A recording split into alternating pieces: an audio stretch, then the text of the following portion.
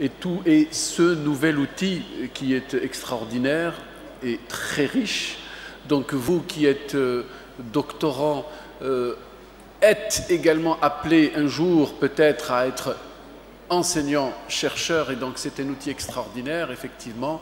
Et les efforts qui ont été consentis dans ce sens sont énormes. Donc on remercie l'équipe de Constantine et de tous les efforts qu'ils ont réalisés. Donc une petite séance de questions-réponses qui sera un peu courte, et juste après, vous allez, je sais que ça fatigue un peu, hein, ça chuchote un peu, donc on va faire la pause juste après la séance questions-réponses. Donc allez, n'hésitez pas. Donc je veux des questions. Oui.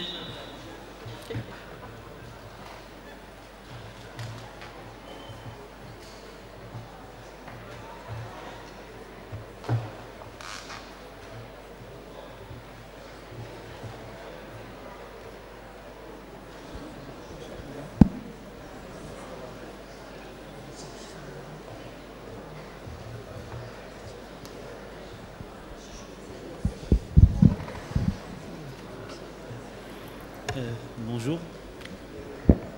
Allez-y, allez-y. Je remercie les arrivants de leur prestation. Ma question, en fait, votre présentation, elle est vraiment bien détaillée. J'ai tout compris. C'était vraiment bien fait. En fait, je voulais poser la question tout à l'heure pour le professeur. J'ai l'occasion maintenant. J'ai levé la main, mais je n'avais pas l'occasion. Je vais la poser maintenant, si vous le permettez bien. Alors, il faut être très court. Oui. Il faut vraiment orienter les questions vers les conférences qui viennent d'être... D'accord. Ok. On nous a parlé du plagiat. On nous a parlé... on nous a défini le plagiat, en fait. Mais il y a un autre plagiat. Bon, je vais l'appeler plagiat, mais on verra comment on va l'appeler tout à l'heure. Il y a des faits scientifiques que je vais illustrer par un exemple réel dans le domaine de la physique. Il y a des expériences qui sont faites ou des découvertes, notamment la découverte d'un phénomène physique qui est appelé l'effet Raman. Ce phénomène-là est appelé comme ça en référence au nom du chercheur qui l'a trouvé. Mais en fait, ce chercheur-là, il ne s'appelle pas Raman, il s'appelle en fait Abdurrahman, c'est un Pakistanais.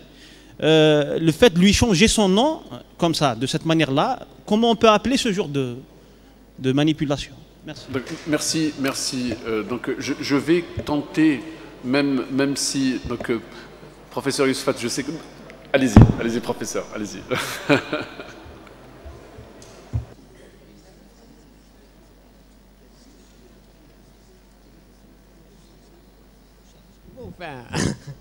Là, vous êtes en train de parler un peu de la contrainte, la contrainte, je dirais, de pouvoir hégémonique sur le plan planétaire. Hein?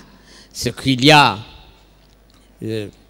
quand vous portez un nom, surtout un nom de musulman, hein, c'est-à-dire que vous avez des points en moins. Hein? Et partant de là, on se retrouve devant des situations où il y en a certains, bon, même en France, je crois qu'il y en a certains qui ont même changé leur nom, hein, pour pratiquement tenir compte un peu des problèmes qu'ils rencontrent. Là, ça n'a rien à voir avec le plagiat, c'est pratiquement...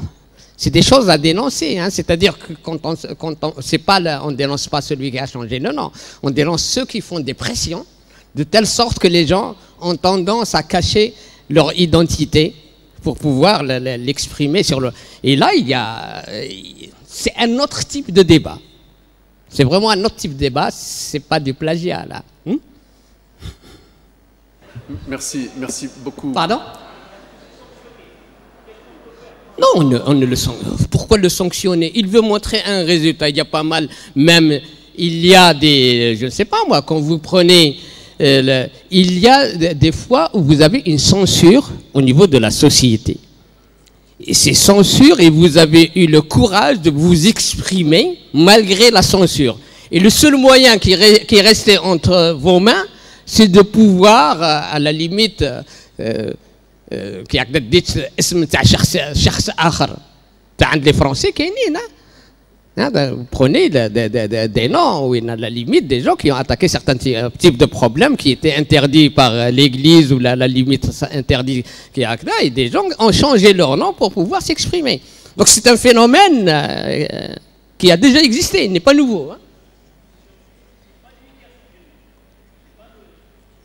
Oui, mais ça reste toujours, même si ce n'est pas lui qui a changé le nom, c'est les autres qui l'ont forcé à changer le nom, ensemble, il y a quelque chose qui ne va pas. Et là, vous voyez un peu le pouvoir de l'argent sur le pouvoir académique. Hein. Il faudrait... Bon, enfin, là, c'est un autre sujet. Merci beaucoup, professeur. Effectivement, vous avez également, et nous avons tous, la responsabilité de dénoncer. Lorsqu'il y a dysfonctionnement, nous avons tous la responsabilité de dénoncer. Donc, je rejoins pleinement donc les propos du professeur Yousfat. Voilà, donc les questions devront être impérativement orientées vers, venez, vers la conférence qui a été donnée donc, par nos deux professeurs, Jabal Khair et professeur Jouaïma. Bonjour, je me présente, je suis doctorant à l'université de Sétif en physique médicale. Donc je ne sais pas si j'ai pas bien suivi ou juste pas compris la chose, mais j'ai pas compris si cette formation est une initiative ou elle existe déjà. Ça c'est la première question. Et comment y accéder, parce qu'apparemment à l'échelle de mon université, il n'y a pas encore ça. Pour la deuxième question, quelle est la valeur de ce certificat qui apparemment coûte très très cher après la formation, et quelle est sa valeur à l'échelle internationale, sachant qu'on nous demande généralement ou bien le TOEFL ou bien l'IELTS. Merci pour votre réponse. Merci. Merci pour votre question. En fait, ce projet est une initiative de l'École normale supérieure et ça ne s'adresse pas uniquement aux doctorants d'une université particulière, mais c'est ouvert à toutes les universités d'Algérie. Donc, nous sommes là justement pour vous inviter, pour vous communiquer que ça démarrera cette année. Par rapport à la certification, comme vous l'avez si bien dit, c'est vrai que ça coûte cher pour être certifié, mais nous vous préparerons pour aller justement passer le TOEFL et tout test international. Donc, si à la demande, on vous favorisera la certification, c'est-à-dire on s'adressera aux organismes concernés pour faire valoir votre niveau, eh bien, si vous voulez le faire par vous-même, on vous préparera à travers cette formation à aller participer à ce genre de certificat. Merci. Merci. Donc, alors, jeune homme, et puis après, mademoiselle qui est là-haut.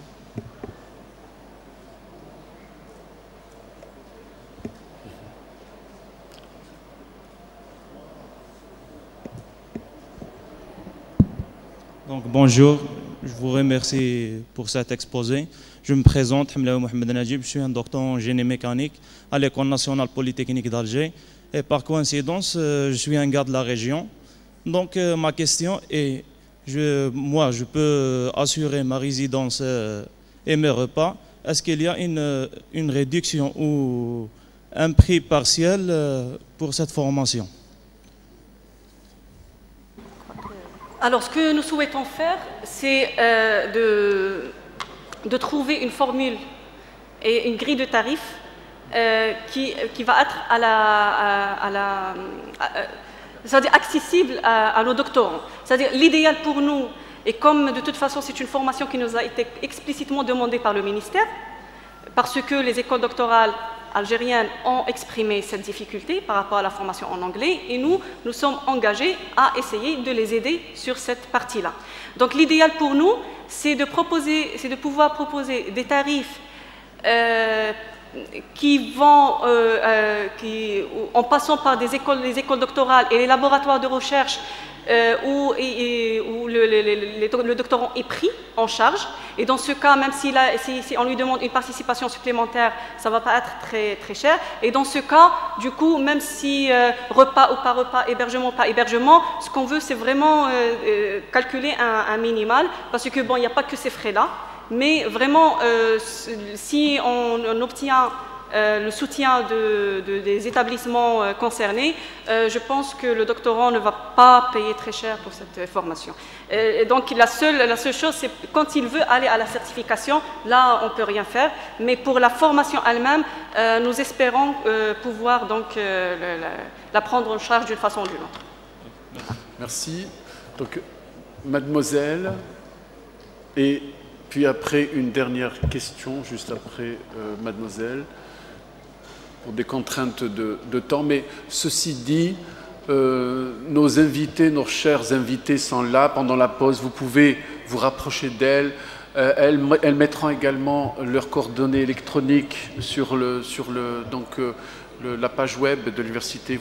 Vous allez pouvoir à ce moment-là les contacter. Allez-y, mademoiselle. Bonjour, je me présente mademoiselle Warabi. Bonjour, mademoiselle Warabi Liza, je suis doctorante ici à l'université de Béjaïa.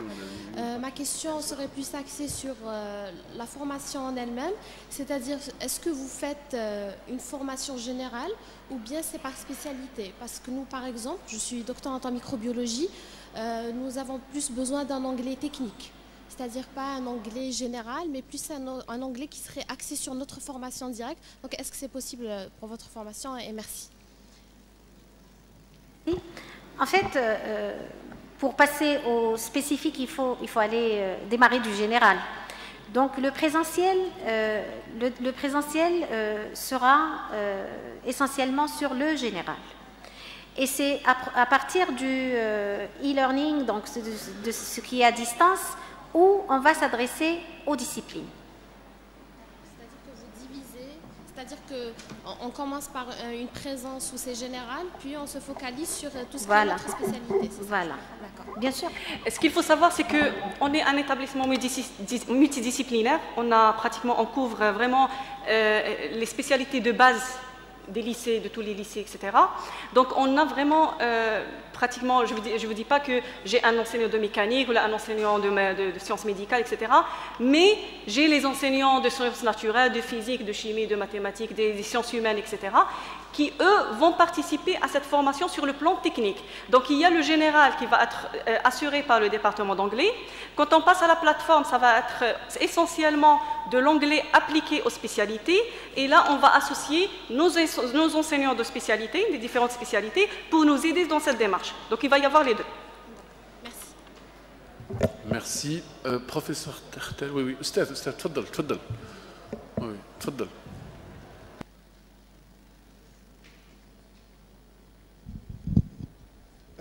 Une petite précision. L'idée initiale de la commande du ministère de l'Enseignement supérieur avec l'ENS de Constantine, c'était le cours complémentaire de l'anglais technique des étudiants de première année, en application de l'arrêté de M. le ministre de juin 2016, le 547, qui parle de l'obligation de faire la formation complémentaire non sanctionnante et où il n'y a pas de notes pour les étudiants de doctorat en première année. Monsieur le DG veut généraliser cette formation par le biais de la plateforme de l'ENS Constantine au maximum de doctorants et au maximum d'enseignants pour faire bénéficier. Alors l'idée, c'était l'anglais technique de première année qui est un cours complémentaire pour l'ensemble des doctorants à partir de l'année passée. L'idée. Alors normalement, c'est une partie de la formation des doctorants qui a été introduite par l'arrêté de M. le ministre de juin 2016. C'est-à-dire qu'il faut penser de cette manière. Ce n'est pas une commande, ce n'est pas du commerce, ce n'est pas du marketing, ce n'est pas un produit qu'on va lancer pour la société algérienne. C'est dans le cadre des prérogatives du ministère de l'Enseignement supérieur, l'accompagnement du doctorant, la formation du doctorant. Les choses qui sont en plus, c'est le montage financier. Jusqu'à présent, on n'en a pas parlé. On a parlé de l'idée. Ça a été proposé par la conférence Blida. Le mois d'avril, ça a plu à notre DG, on est preneur et on essaie de faire bénéficier maximum de doctorants qui sont actuellement au nombre de 60 000, priorité aux étudiants de première année de l'année prochaine, bien sûr, puisqu'ils sont les premiers concernés par la formation d'anglais technique en première année en application de l'arrêté de M. le ministre. Il faut penser dans ce sens. C'est-à-dire, ce n'est pas un produit qui n'a rien à voir avec la formation doctorale. Il faut penser, vous êtes doctorant, et ce que vous faites, c'est dans le cadre de la formation complémentaire des doctorants algériens. Merci. Merci beaucoup. Donc merci, un grand merci pour le professeur Tell sur tous les éclaircissements qu'il vient de nous donner. Donc je vous invite tous et toutes donc, à prendre contact, à discuter donc, avec nos conférencières en aparté ou même en écrivant par mail. Donc je les remercie encore une fois. Un grand merci mesdames. Alors, oui. Non. Donc